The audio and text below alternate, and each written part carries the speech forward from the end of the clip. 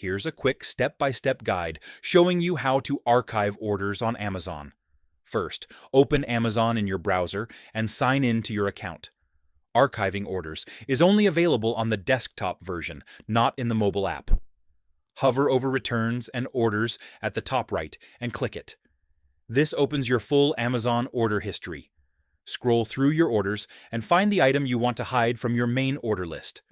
You can also filter by date range or search by item name. Next to the item, click Order Details. This takes you to the full page, where Amazon provides additional options. On the Order Details page, look for the Archive Order button.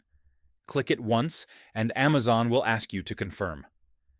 Click Archive Order again, and the item will be moved out of your main order history and placed into your archived orders list. This doesn't delete the order, it only hides it from your regular list. To see your archived items, scroll to the top of the Orders page.